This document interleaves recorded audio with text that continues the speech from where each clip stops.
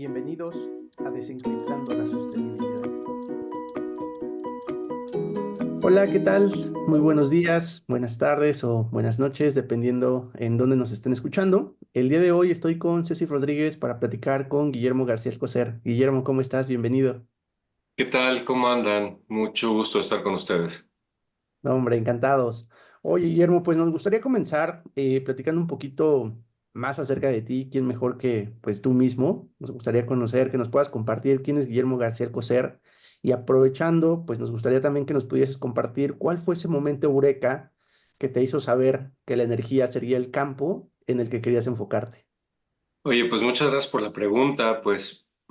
Mira, yo pues soy economista de carrera, maestro en finanzas, pues muy enfocado por muchos años a temas hacendarios y ahí fue donde empecé un poco mi carrera profesional, ¿no? Viendo temas de Pemex, viendo temas de CFE, pero desde el punto de vista fiscal. Y era pues un mundo muy árido, muy seco, ¿no? Un número de sesiones y de años importantes en los que íbamos al Congreso, presentábamos pues yo era como analista, ¿no? Entonces iba al Congreso y me pasaba noches, tardes, mañanas con mis jefes y pues era un tema de números, un tema, yo diría que hasta alejado del día con día de la realidad.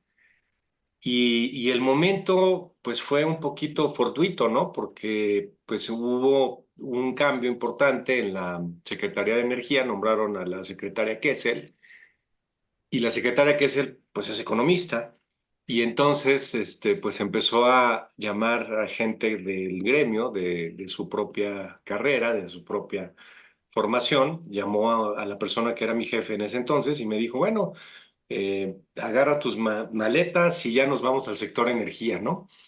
Y yo dije en aquel momento, híjole, pero pues yo soy hacendario, ¿no? Lo mío son los números, no sé qué voy a hacer en el sector energía. Y pasaron como 2 meses en que me la pasé yo, reflexionando si me iba a salir de Hacienda, porque además, pues tenía opciones, ¿no? Mi jefe en Hacienda me ratifica y me dice, pues quiero que te quedes para que me ayudes y mi equipo de muchos años pues había ido a energía y entonces estás en la disyuntiva entre pues hacer lo que estás programado para hacer o de alguna manera ir a jugar pues a un lugar donde no tienes todas las pistas ni todos los elementos. Y pues finalmente un día amanecí y dije, bueno, pues voy a meterme a entender un poco este sector, a más allá de los números. Y me llamaron mucho la atención los proyectos industriales, los proyectos, los macroproyectos, ¿no? Que de repente te das cuenta que una instalación para producir petroquímica, pues puede ocupar, pues lo que una ciudad, ¿no? Literalmente es una ciudad industrial, energética. Y bueno, pues finalmente acepté la oferta de ir a la Subsecretaría de Hidrocarburos. Primero fui jefe de asesores del subsecretario, ahí aprendí pues de todo el sector, toda la cadena de valor del lado de los hidrocarburos. Después me nombraron director general de desarrollo industrial, donde estuve viendo toda la parte interesante de plásticos renovables, de todos los nuevos productos que se fueron incorporando en nuestra sociedad a partir de los hidrocarburos, pero con una visión más sustentable.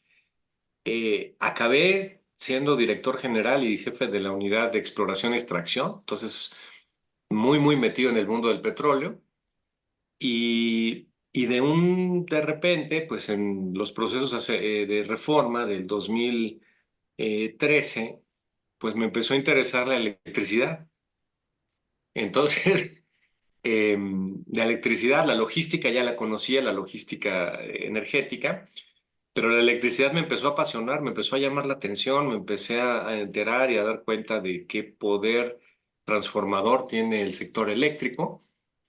Y una vez pasada la reforma del 13, levanté la mano para ser comisionado de la Comisión Reguladora de Energía. Y una de las críticas que me hicieron en su momento, pues fue, pues este cuate viene de los hidrocarburos, ¿no? Sabe de logística, que es un poco la mitad de la CRE. toda la parte de ductos, de almacenamiento, de gasolineras, pero no sabe de electricidad, ¿no? Y ahí aprendí, ahí empecé pues con muy buenos colaboradores, con muy buenos colegas y pues es como una transición energética la que yo viví, ¿no? O sea, empecé en los números, acabé en el petróleo y después me convertí en un, digamos, fanático de la electricidad.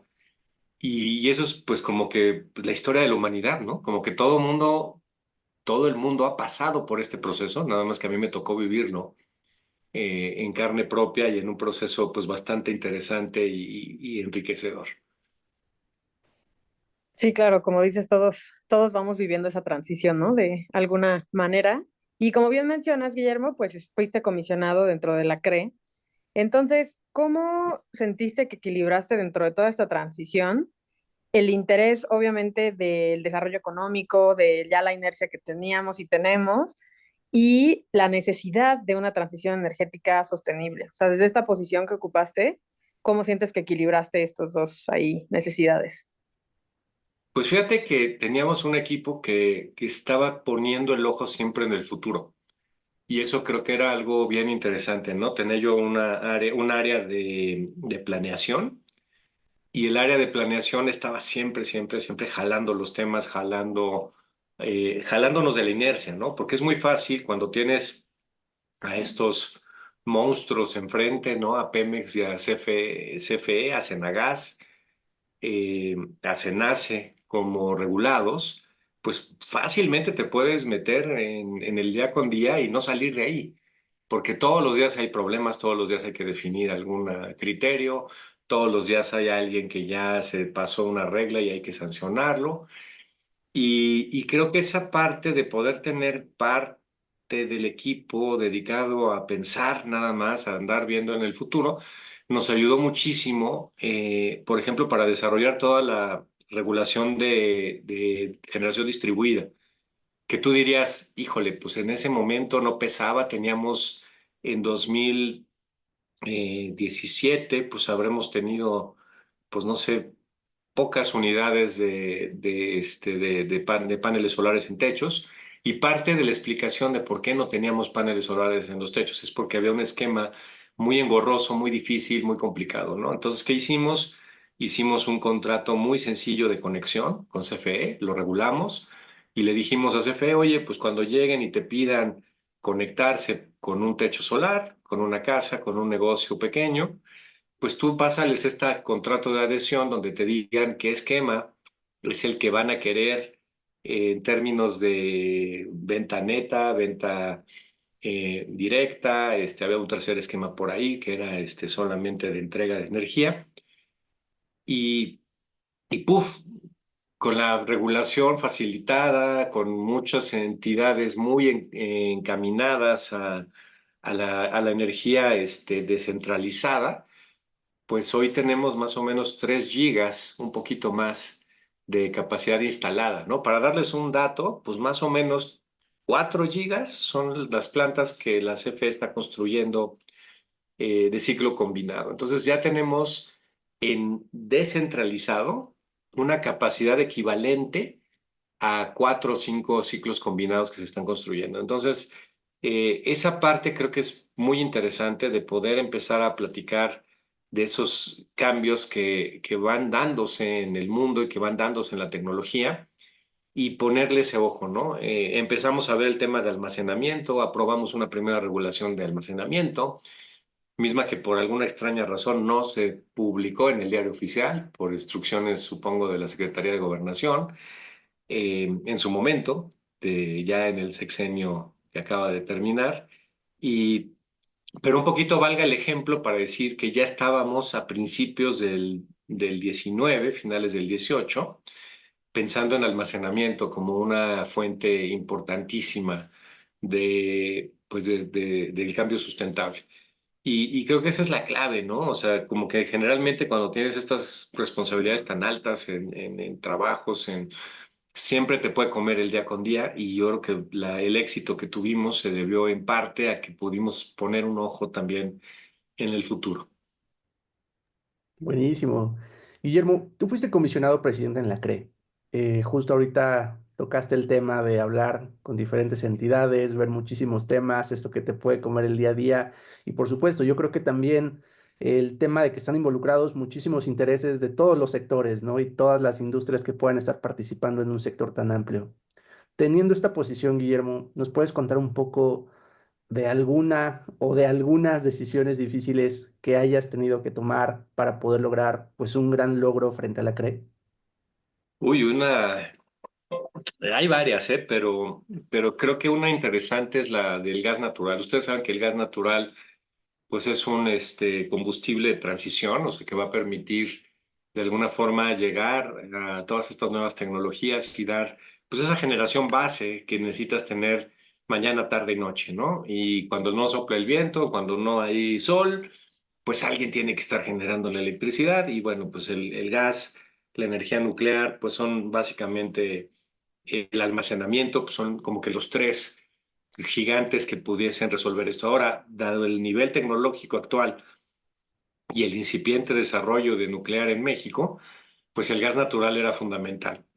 Aquí contarles que hubo una reforma en 1995 que abrió el sector de gas natural a la participación privada. Y en esa reforma del 95 se estableció un régimen transitorio.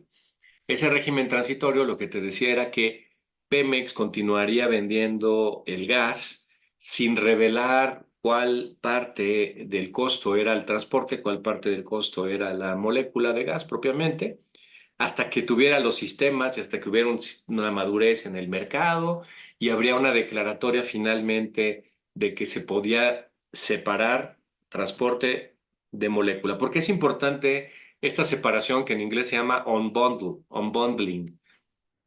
Es importantísima porque pues siempre va a haber un operador o alguien incumbente que tiene los ductos. Y entonces si tú quieres competir vendiendo molécula junto a alguien que tiene la venta de molécula, pero además los ductos, pues tienes una desventaja importante si no se revelan los precios. ¿Qué hacía Pemex? Pues de alguna manera, dependiendo del mercado, pues de alguna manera establecía algún tipo de subsidio para poder mantener a sus clientes en la materia del transporte. Entonces, en la medida en que no pudiera revelarse cuánto era transporte y ese costo de transporte pudiera ser trasladado también al comercializador privado, nunca se iba a desarrollar el mercado del gas. Y me acuerdo que estábamos en el 17, ya había pasado la reforma del 13, y decidimos en la CRE pues abrir el mercado del gas. Curiosamente lo abrimos en el 17 cuando la reforma había sido la original en 1995. Entonces estábamos hablando de veintitantos años de un régimen transitorio que casi casi era pues ya de burla, ¿no? De celebrarlo, ¿no? De decir, un año más del régimen transitorio del 95. Y curiosamente, los principales opositores a que abriéramos el mercado fueron los privados. Los particulares dijeron, no, no estamos listos, no podemos hacer esto. Mil reuniones donde decían que íbamos a colapsar en la CRE el mercado incipiente del gas natural si permitíamos que se abriera con transparencia los distintos costos. Y ahí pues un poco pues fue pues confiar en la técnica, confiar en tu visión y en tu pues, análisis de un mercado como economista y que tenemos varios economistas ahí en la CRE y contra la CENER, contra los particulares, contra Pemex mismo, que también decía, mira, ahí los particulares dicen que no abras el mercado porque va a estar muy feo y esto va a ser el caos, pues nos aventamos, ¿no? Ahí sí dijimos, híjole, pues es que si no lo hacemos ahora, nunca se va a abrir este mercado. Empezamos a darle seguimiento y a los pocos meses o semanas, diría yo, empezaron a aparecer comercializadores de gas. Empezó a haber una mayor oferta, empezó a haber incluso por parte de la CRE el reporteo de precio México. No había un precio en México, siempre se utilizaba el precio de Estados Unidos. Y si ustedes se meten hoy a la página de la CRE, hay una sección donde se habla del índice de precios México donde podemos ver cuánto cuesta el gas natural en ducto los distintos estados de la República que tienen, que son la mayoría, afortunadamente. Eh, y al final, pues se desarrolló este mercado, empezamos a tener nuevas fuentes de gas, ¿no? De Oaxaca, de San Antonio, de varios puntos. Y hoy en día es un mercado pues, que no está afectado por ninguna política pública que quiera regresarlo, ¿no? Se habló mucho de los contratos leoninos, pero pues una negociación rápida, inteligente, me parece, de parte de la industria con la CFE, pues logró librar ese bache. Y hoy pues tenemos gas, pues donde quieras en la República, ya sea por ducto o por pipa, ¿no? Se desarrolló todo el tema de ducto por rueda, de ductos por ruedas o ductos virtuales en los que tienes unidades de licuefacción o unidades de compresión y en la empresa pues tienes otra unidad que hace lo contrario, ¿no? Que regasifica o descomprime. Y, y creo que eso no hubiera sido posible si no se hubiera revelado el costo de transporte, si no se hubiera dado el acceso abierto, que es otro tema importantísimo. Pemex siempre decía, es que estos son mis ductos, ¿por qué le voy a dar acceso abierto a alguien? Y nosotros dijimos, no, espérate, son tus ductos porque tú eres un monopolio y porque estos son monopolios naturales por definición. Entonces, te van a pagar, obviamente, por el uso de tu infraestructura, pero tienes que abrirla. Y si tienes capacidad sobrada, tienes que ofrecerla en temporadas abiertas. Se hizo una serie de mecanismos de mercado secundario, hay toda una serie de medidas que se establecieron para poder tener este mercado abierto y es uno de los que me tocó y junto con los comisionados liderar, abrir y creo que fue pues una muy buena decisión. Hoy en día ningún privado te va a decir que fue una mala decisión ni tampoco alguien que esté en la Secretaría de Energía. Y creo que fue una decisión pues que tomamos nosotros desde la técnica, ¿no? Desde el conocimiento y diciendo, bueno, la verdad es que pues esta medida no puede ser en detrimento del desarrollo de un servicio como es el del gas natural. Al contrario, lo que estábamos haciendo era ofrecer nuevos canales, nuevas oportunidades para que hubiera eh, pues más y mejor servicio. Guillermo, antes de darle la palabra a Ceci, quiero hacer doble clic en algo que acabas de mencionar. Justo entrando a esta parte de gas natural, como el combustible de la transición, mencionabas la parte de las renovables. Quería preguntarte, desde tu perspectiva y en su momento también desde esa perspectiva regulador, ¿qué papel veían ustedes en la parte de la geotermia? Digo, también pensando que pues, es una energía que pues, no tiene esa intermitencia, ¿no? Pero, ¿qué veían ahí ustedes al respecto? No, mucho interés en la geotermia, ¿no? Yo creo que es una oportunidad importantísima que tiene México. Debemos de tener el tercero o cuarto potencial a nivel global. Y de hecho, en una de las subastas, CFE gana como proveedor de energía con una planta de geotermia. Ahora, ¿cuál es el tema de la geotermia? Por qué no la estamos desarrollando? ¿O por qué no estamos tardando con eso? El problema de la geotermia es que requiere de recursos de exploración. O sea, se parece mucho al petróleo en el sentido de que tienes que tener un amplio conocimiento de qué está pasando abajo de la Tierra. Tenemos que saber qué características se tienen en términos de temperatura, en términos de permanencia, porque como bien dices, esta puede ser otra fuente de energía base, ¿no? Porque pues cuando ya descubres un proyecto geotérmico, pues no es de que va a salir vapor solamente en la mañana. El vapor es constante, de una calidad permanente, y eso hace que estos proyectos sean muy interesantes. Pero ahí, por ejemplo, era una de las sugerencias que yo hacía a los grupos que estaban en la campaña. Les decía, bueno, pues manden a Pemex a explorar geotermia. Puede ser una labor bien interesante. O sea, imagínate tener a los geofísicos de Pemex que son de primer nivel ahora en vez de estar buscando petróleo, que se pongan a buscar yacimientos con capacidad de generación geotérmica. Pues yo creo que es una conversión bien interesante, ¿no? Porque las técnicas son las mismas. Haces sísmica, haces pozos, estableces mediciones de presión, de temperatura, pues se parece misteriosamente mucho al petróleo, ¿no? Nada más que esto es una exploración de agua a altas temperaturas, ¿no? Pero ese es un análogo también con el agua, ¿no? Cuando perforas y buscas agua, pues son técnicas muy similares. Entonces, creo que esta idea de hacer de Pemex una empresa de energía me gusta.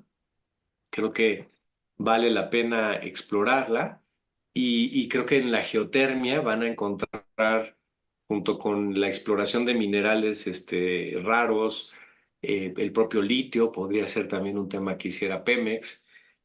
Bueno, habiendo resuelto su problema del día con día, que es que no tiene dinero, ¿no? Pero fuera de ese día con día que se tiene que resolver, pues pensar en el futuro también, ¿no? Que tengas esta gente ahí adentro, tratando de pensar más allá de lo que es el petróleo, ¿no? Y creo que tienen pues esas capacidades y esa posibilidad de sorprendernos, ¿no? Sin duda. Sí, otro tema del que me gustaría preguntarte, Guillermo, es la regulación. Hay gente que dice que México tiene muy buena regulación ya para temas de energía. Hay personas que dicen que no, que faltan algunas cosas para que pueda avanzar. Entonces, desde tu punto de vista, puedes, o sea, ¿tienes algo así puntual que tú digas, esto tal vez ayudaría muchísimo en temas de regulación para promoverlo? Sí, creo que el tema de mercado eléctrico de segunda generación es un tema que hay que explorar, que habría que trabajar. ¿A qué me refiero? Si bien en el gas puedes tener tú una reserva de capacidad y tienes posibilidades de vender esa reserva, conservarla, un mercado secundario de capacidad, en el mercado eléctrico todavía no existe ese concepto. Y ese concepto es muy importante porque en la medida en que tú tengas derechos, le llaman derechos financieros sobre servicios de transmisión, alguna cosa así se llama. En la medida en que tú tengas esa capacidad garantizada para tu electricidad, eh, pues vas a poder tomar decisiones de mucho más largo plazo. No vas a tener esta duda de si tu electricidad de repente va a ser bajada o no, o va a ser atendida o no. Aquí tú tienes ese derecho, lo pagas y entonces, si alguien más necesita utilizar tu derecho y tú no lo estás utilizando, pues lo puedes rentar, vender, prestar. Hay muchas cosas en el mercado del gas que se desarrollaron a cabalidad. Yo creo que el mercado del gas es bien interesante porque se logró tener una regulación que, si bien se basa en el caso mexicano, es muy fácil de entender para los europeos y para los americanos porque tienen muchas cosas en común. Un operador americano puede llegar fácilmente a México y entender de qué se tratan las reglas. A un europeo le puede costar un poquito más de trabajo. Me parece que el modelo Senagas es un poquito más europeo, el modelo privado slash CFE pues es un poquito más americano, pero vas a tener esa pista de por dónde van las cosas. A mí me parece que por eso electricidad, siendo el mercado más complejo del sector energía, tarda mucho más en madurar en estos esquemas, ¿no? De poder tener esas reservas de derechos financieros. Todo el tema, por ejemplo, de cómo aterrizar el almacenamiento, me parece que se está avanzando, pero todavía faltan muchas piezas regulatorias por ahí, ¿no? De dejar con toda certeza a quien está poniendo un almacén para dar servicio a su propia instalación, debe tener una regulación muy ligera, no así el que inyecta energía almacenada a la red. Por qué tendría que haber más regulación en quien inyecta a la red?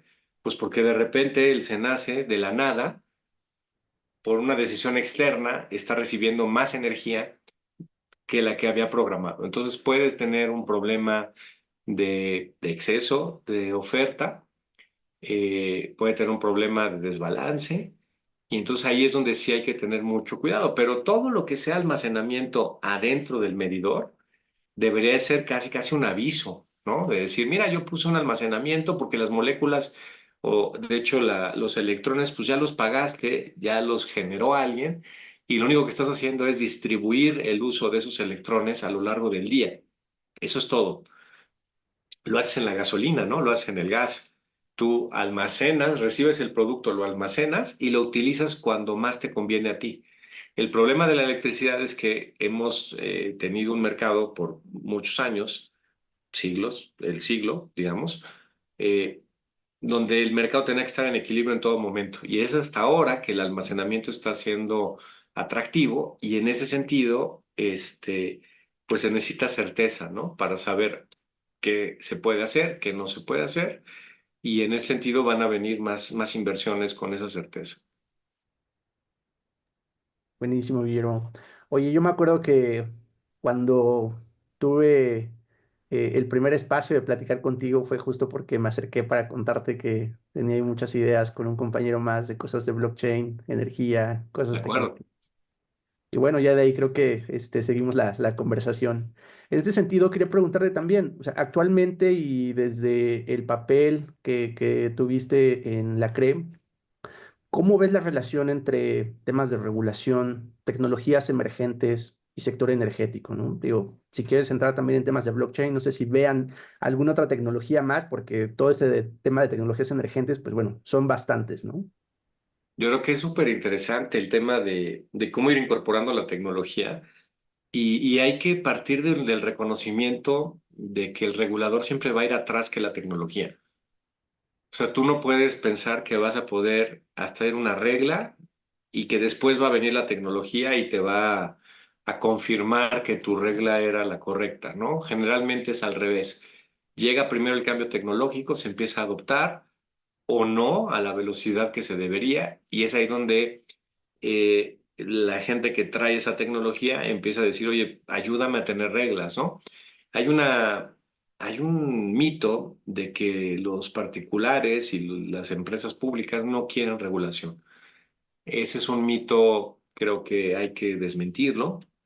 Lo que necesitan las empresas públicas y privadas, estatales y privadas, es certeza, ¿no? De que lo que están haciendo no va a ser sancionado en un futuro o no va a tener algún problema eh, que no haya sido visualizado desde el punto de vista financiero y de proyección.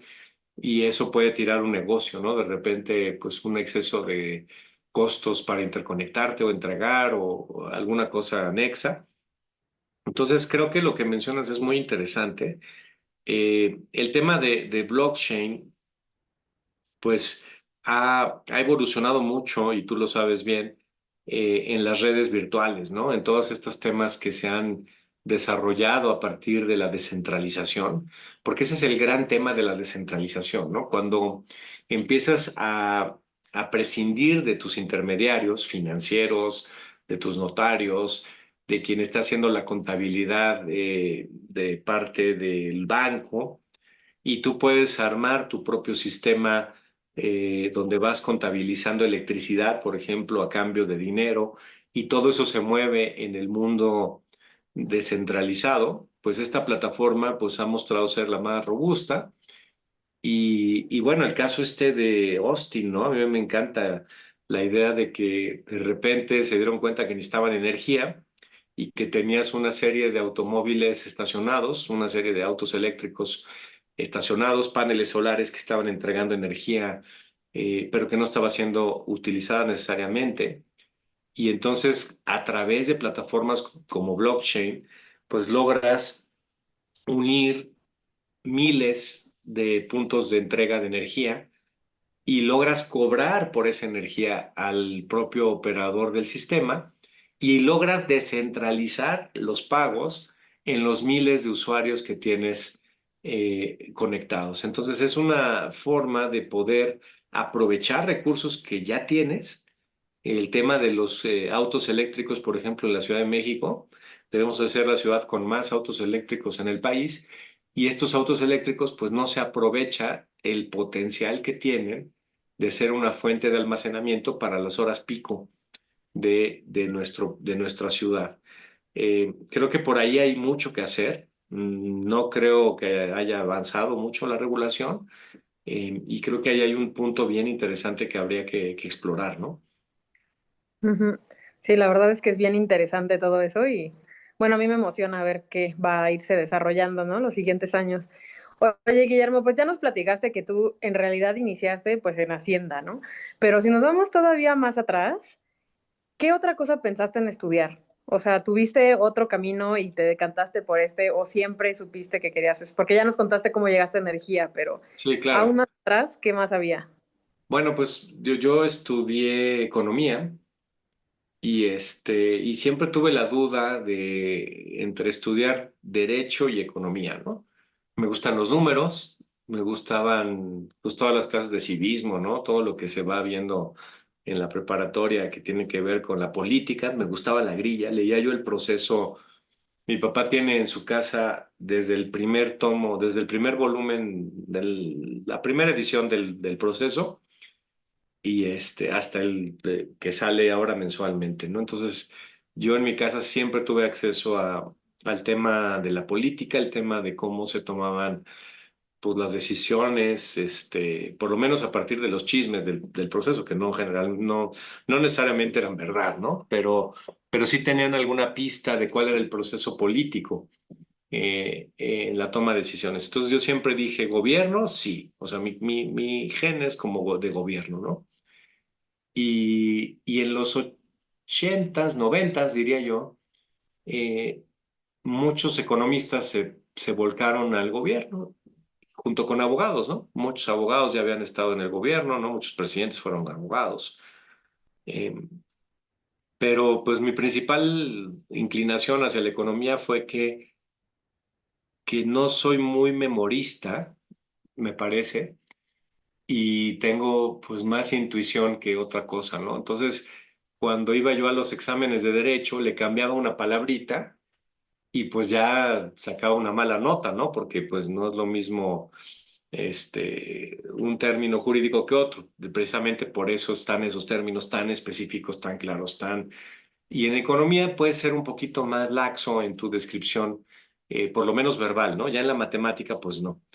Pero esa parte, pues es muy bonita y la economía, pues te hace preguntarte todos los días, en toda decisión, y eso es algo cansado para algunas personas que están alrededor de mí, que es, pues todo tiene que ver con el costo y el beneficio, ¿no? O sea, si vas a ir a una fiesta a Cuernavaca y no te vas a quedar ahí, pues vas a ir carretera de 2 horas, vas a la fiesta, no puedes tomar una cervecita porque te vas a regresar. Entonces el costo va a ser mucho más alto que el beneficio, ¿no? De estar unas pocas horas. Y eso se traduce a lo que quieran en la vida, ¿no? O sea, cualquier decisión que se tome siempre se puede llevar al plano de comparar estos costos de corto, mediano, largo plazo contra los beneficios de corto, mediano y largo plazo. Y creo que esa es la parte más interesante también de la política pública y de por qué los entes reguladores deben ser independientes, ¿no? Ahora que se está discutiendo el tema. El beneficio de este sector casi siempre es de largo plazo. Casi siempre, pues tarda en construirse una planta eléctrica, tardas en investigar si hay geotermia, tardas en hacer toda la infraestructura para poder explotar un yacimiento petrolero y los costos son de corto plazo. Entonces, si tú estás asociado al proceso político, lo único que vas a ofrecer en el corto plazo son costos. Es pues el tener una afectación, el tener pues que tener mucho tiempo de espera, que las decisiones toman tiempo y es hasta que pasan 4 o 5 años. Pregúntenle a las plantas de ciclo combinado, ¿no? De CFE, que empezaron a construir el sexenio que acaba de terminar y al día de hoy muchas de ellas no tienen siquiera gas. Entonces ya se chutaron todo el costo, toda la presión política de que no han salido las plantas, de que se están tardando y los beneficios pues los va a ver la nueva administración. Entonces esa generosidad que tienes que tener respecto de las generaciones siguientes y de la política que va a seguir a continuación, pues es muy difícil cuando estás buscando el electorado, ¿no? Porque tienes que decir, oye, yo logré esto. Y cuando lo que tienes como logro es que gastaste y gastaste y gastaste dinero y no tienes un megawatt más que proveer a la sociedad, pues es puro costo. Entonces esa parte, si la puedes separar del proceso político y decir, mira, son decisiones técnicas que tomó un ente colegiado que pues fue nombrado por el Senado por unanimidad o por 2/3 partes, pero están tomando estas decisiones que están teniendo estos costos. Bueno, pues péguele a la piñata de los costos, ¿no? Es el regulador, es el ente técnico que está tomando esas decisiones. Y el día que llegan los beneficios, pues ya el actor político puede decir, mira, esto viene de un proceso y aquí están ahora sí los beneficios. Eh, es un papel, por eso, transaccional, es un papel donde puedes tener esa posibilidad de tomar decisiones con costo de corto plazo, con beneficio de largo plazo, y tratar de aislar al proceso político de ello. Si el proceso político es el que toma estas decisiones y se aboca a ello, pues muchas decisiones que tengan beneficios de mediano y largo plazo no se van a tomar. Y ese es el problema, ¿no? Eso lo dice Michael Lewis en un libro que analiza la gestión de Trump en su primer periodo. Y él dice, pues cuando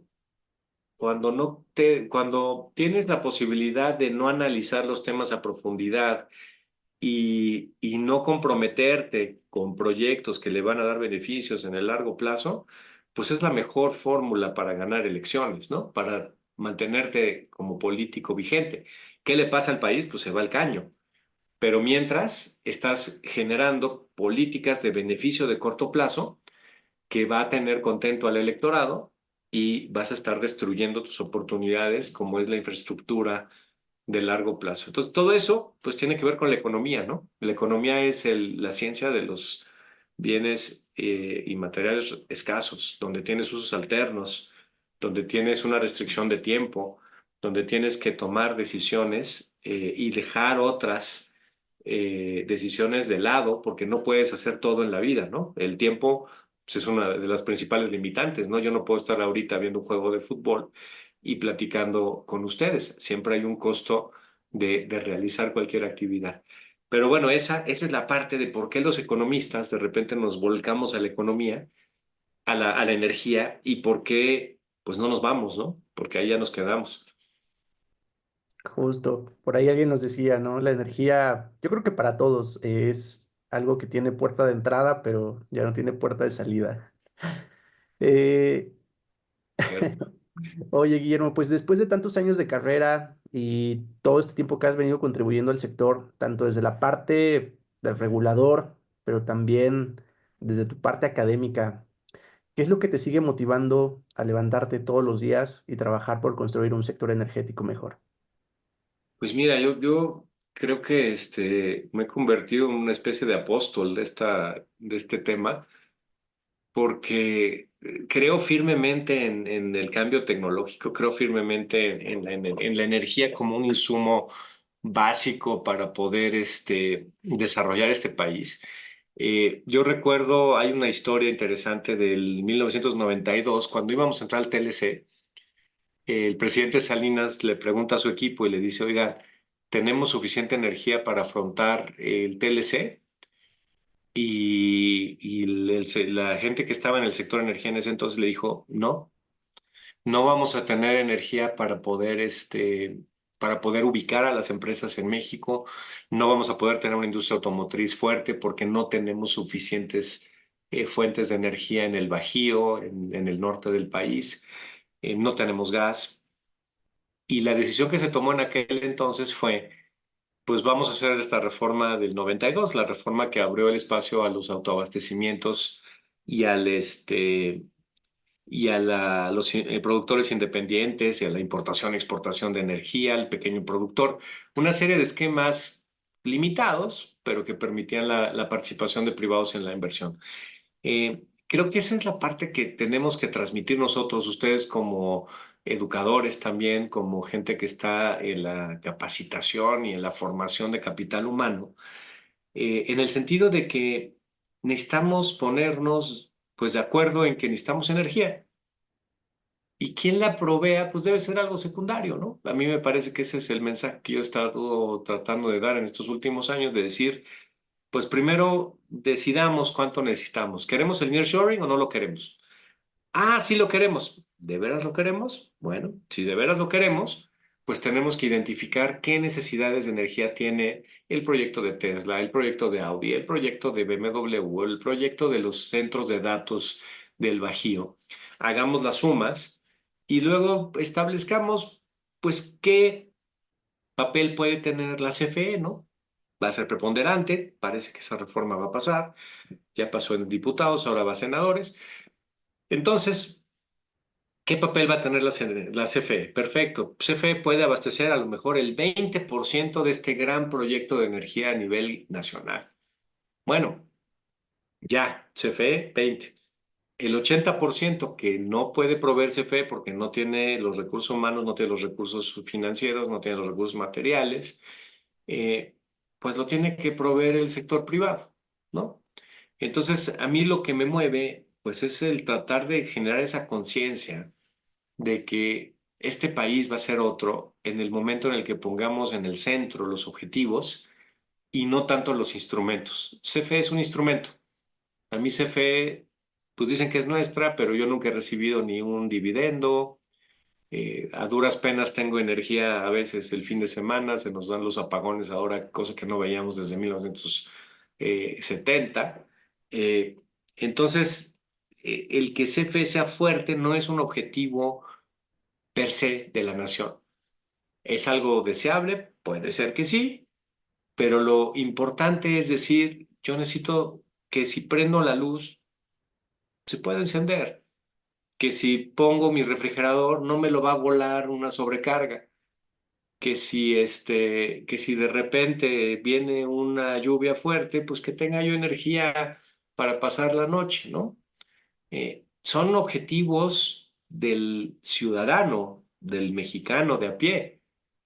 Y si me dices, ay, pero es que eso iba a ser porque lo iban a traer con empresas privadas y pues el ciudadano de a pie prende su luz y la apaga, ¿no? No le importa saber que el apagón se lo provocó la CFE porque estamos en un modelo nacionalista donde solamente CFE nos puede dar el servicio, ¿no? Lo que necesitamos es, creo que esa conciencia, ¿no? Y por eso, pues, como que me da mucho ánimo, ¿no? Porque en la medida en que vas platicando esto, pues te das cuenta que hay muchas coincidencias y que ustedes que son muy jóvenes, pues van a tener también ese mundo mucho más, lo van a tener mucho más claro que nosotros.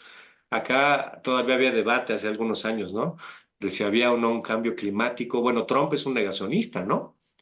Él dice que no hay cambio climático, que esto es simplemente el proceso que sigue naturalmente la Tierra, ¿no? Pero afortunadamente, conforme pasa el tiempo, van haciéndose esos criterios mucho más homogéneos y bueno, te digo, eso me motiva, ¿no? Decir, pues por lo menos hay una voz por ahí que está dando lata Ujú.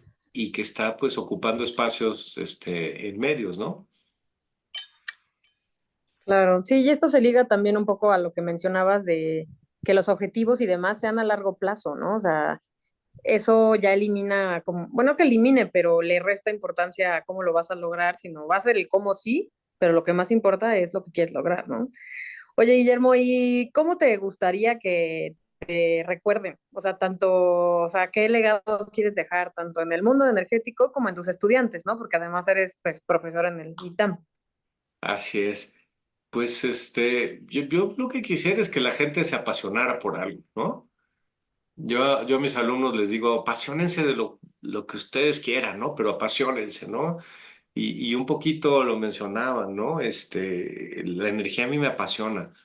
De repente te das cuenta que ya no tengo el puesto, obviamente, en el sector público, pero pues yo sigo hablando de energía porque no me voy a salir del grupo de gentes que hablan de energía, nunca, ¿no? Eso yo ya lo decidí, ya es parte de mi ADN, ¿no? Ya está ahí dibujado, escrito, perpetuado.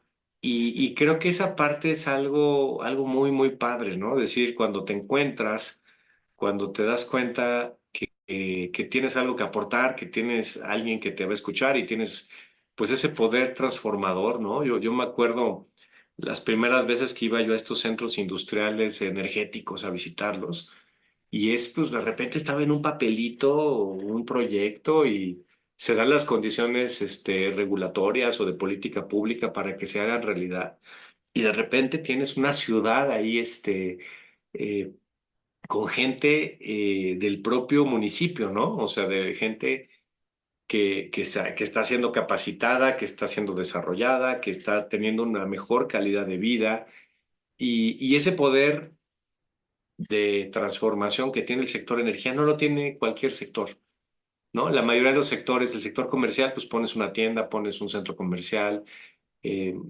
sectores, pues como el telecom, tal vez, el de carreteras, el de trenes, puede ser análogo al sector energía, ¿no? Y yo lo que creo es eso, apasionarse, pues mostrar ese interés. Y yo les decía a yo les digo a mis alumnos, ustedes empiecen a escribir de un tema, ¿no? A mí me pasó ahora con electromovilidad, ¿no? Un día dije, pues voy a escribir un documento de electromovilidad y ahora pues resulta que estoy ocupando espacios también para platicar de electromovilidad, ¿no? Desde una asociación que constituimos, la AMIBE, en donde tenemos pues gran parte del sector de electromovilidad ya ahí representado. Y entonces se van encadenando las cosas y siempre pensando en el futuro, ¿no? Lo que empezó, como bien dicen, en hidrocarburos, después se convirtió en gas, después se convirtió en electricidad, después generación distribuida, almacenamiento.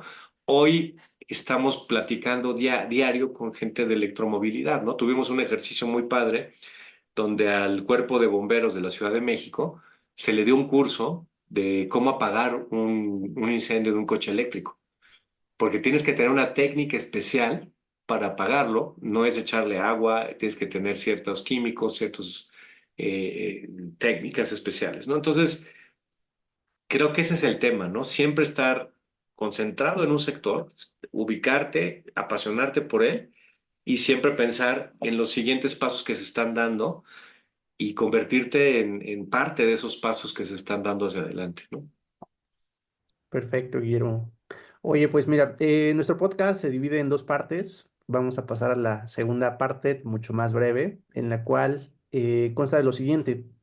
Los entrevistados anteriores, y bueno, en este caso, la entrevistada anterior, deja una pregunta para el siguiente entrevistado, sin saber quién va a ser, ¿no? Una pregunta Ujú. general y después te vamos a pedir lo mismo, ¿no? Que nos dejes una pregunta para el siguiente entrevistado o Muy entrevistada, bien. sin saber quién va a ser. Entonces, pues bueno, la pregunta que te dejaron, Guillermo, curiosamente creo que está muy ad hoc porque es la siguiente. Si tú pudieras darle una cualidad al transporte público en la Ciudad de México, ¿cuál sería y por qué? Uy, para mí tendría que ser cómodo. Porque gran parte del problema que tenemos de los coches es que no tenemos alternativa, ¿no? Los que usamos automóviles privados, pues yo vivo en un cerro y para poder bajar a la ciudad, pues tengo que tomar 3 camiones, ¿no? No hay manera de que yo tome 3 camiones para bajar a la ciudad.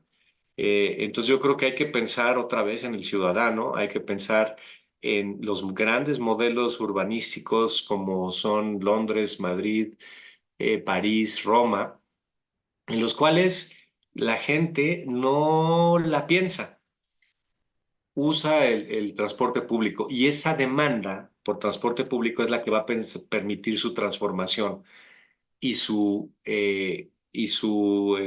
sostenibilidad, ¿no?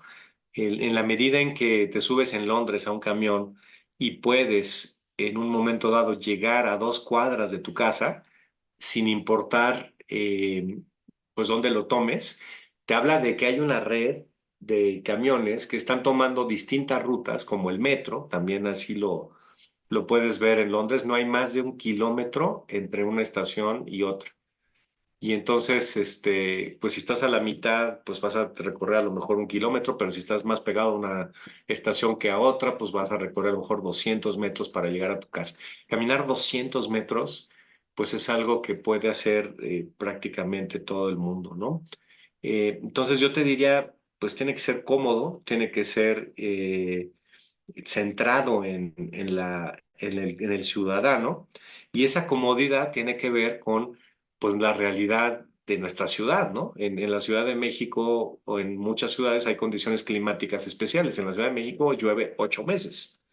Si tú me dices que voy a tener que caminar 2 kilómetros para llegar a la estación del camión, para poder llegar a mi trabajo, pues por más que traiga yo impermeable y paraguas, pues voy a llegar empapado. Entonces, tomar en cuenta eso, ciudades que viven bajo la nieve, ¿no? Donde pues tienes la posibilidad de encontrar tu transporte público a través de túneles, ¿no? Sería increíble, ¿no? Poder caminar abajo de la ciudad y no tener esas afectaciones. Pero creo que va por ahí, ¿no? De decir, si no centras al consumidor, pues imagínate que lográramos un programa de transporte público que hiciera atractivo a todos nosotros a dejar el coche. Sí, es que es una estupidez usar coche. En Londres, en el centro de Londres, es estúpido usar el coche, ¿no? Yo he tomado taxis ahí y es una locura.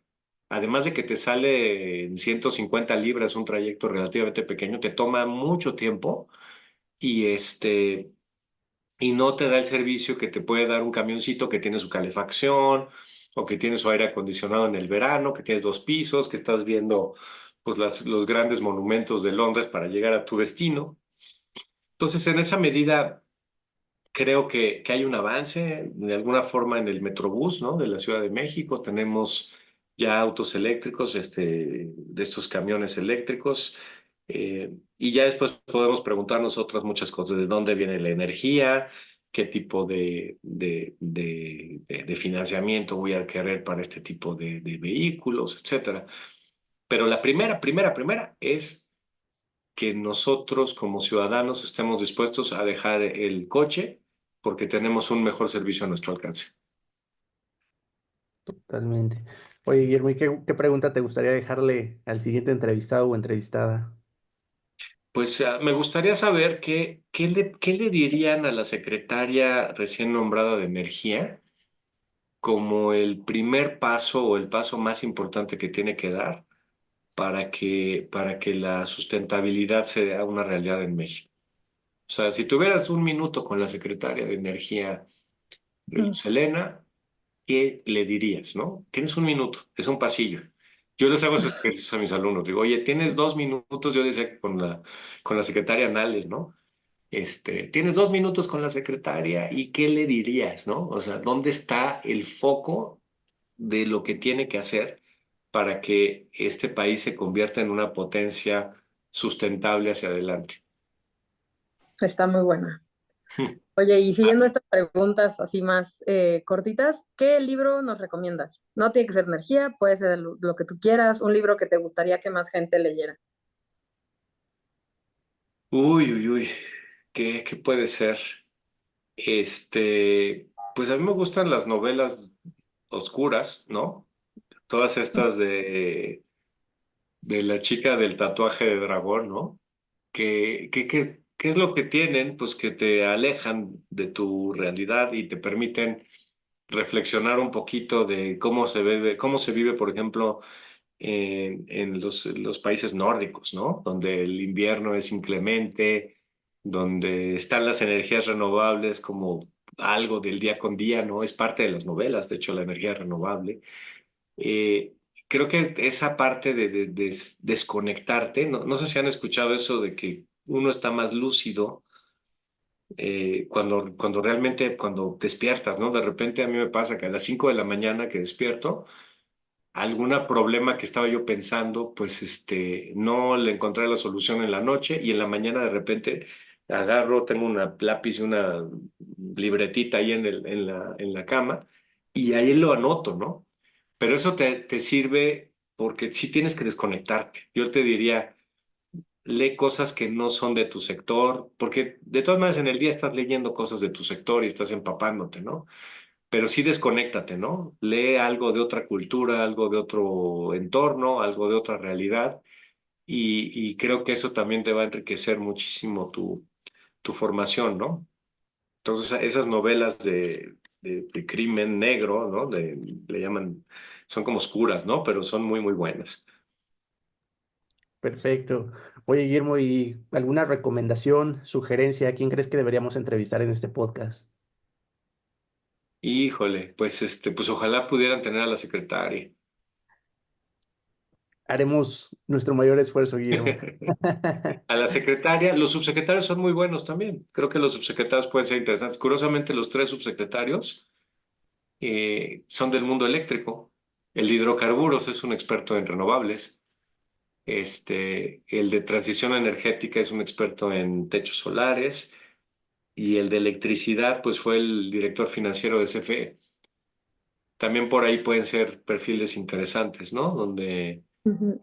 pues sí importa saber qué es lo que piensan y probablemente tienen muy buenas ideas, nada más que a veces no los escuchamos, ¿no? Porque Claro, no. sí, no, eso es muy cierto. Sí, no, pues gracias, Guillermo. Estas ya son las preguntas del podcast. ¿Hay algo que te gustaría agregar, algo que se nos haya olvidado preguntar, que te gustaría mencionar? No, no, nada más felicitarlos, felicitarte. Creo que es un esfuerzo muy padre el que están haciendo y pues adelante, ¿no? A mover la tecnología, a mover la capacitación, a mover las neuronas, porque creo que este sector requiere mucho de esto. Sí, exacto, mover las neuronas. No, pues muchísimas gracias, Guillermo. Estamos seguros que va a ser un podcast que se va a disfrutar y tal vez volvamos a tenerte en otra ocasión, pero de mientras, muchas gracias por el tiempo, muchísimas gracias a todos y nos vemos a la próxima.